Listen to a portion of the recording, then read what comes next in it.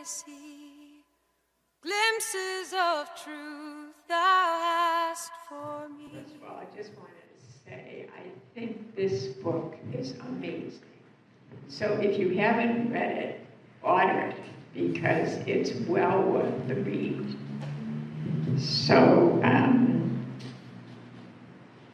I was then invited to take 3 paragraphs and just simply to quote those paragraphs and talk about what they meant to us when we first read them a long time ago. So I'm going to begin with this.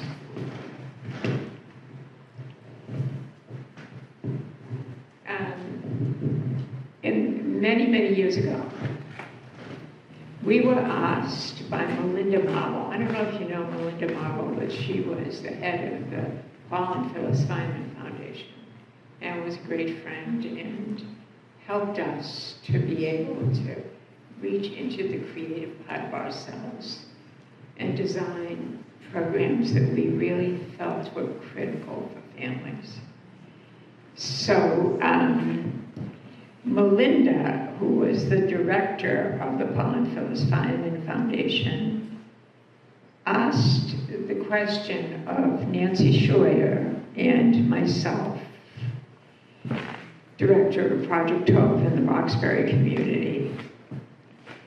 The Feynman Foundation was looking for a focus for their foundation giving. I think that's a very important question and a very important insight, and I'm so glad they gave it to us, because sometimes we don't think about that.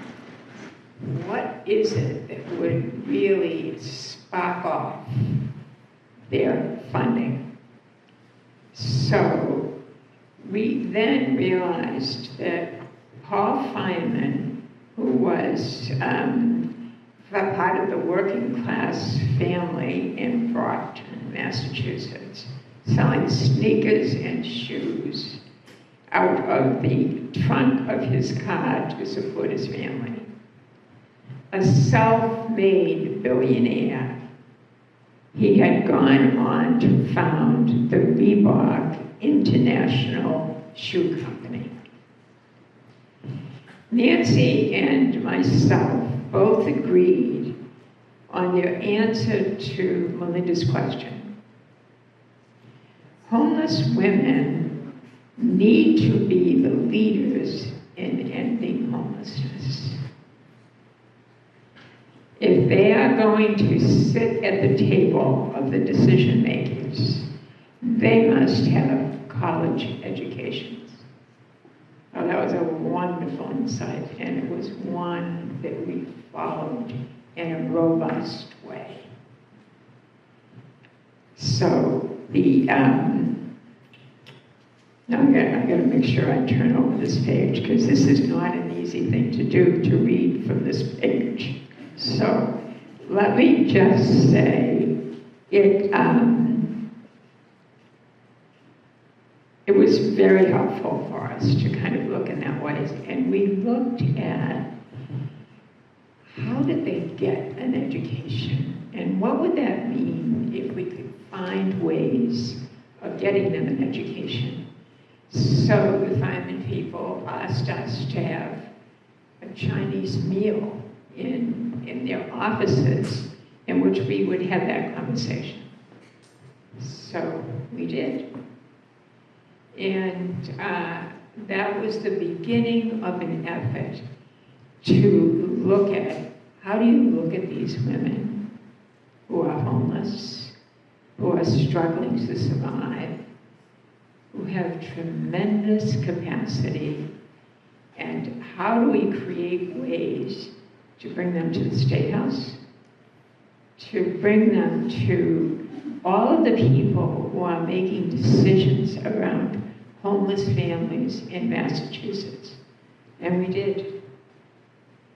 And that transformed the way in which homelessness was organized in Massachusetts. And it really brought to those women a knowledge of their capacity, of their giftedness, and that they are the ones that could make a decision. So they went to the State House. They went to meetings of the different legislative bodies, and they explained what the causes of homelessness were. And then that's how homelessness changed in Massachusetts. That was really an amazing gift.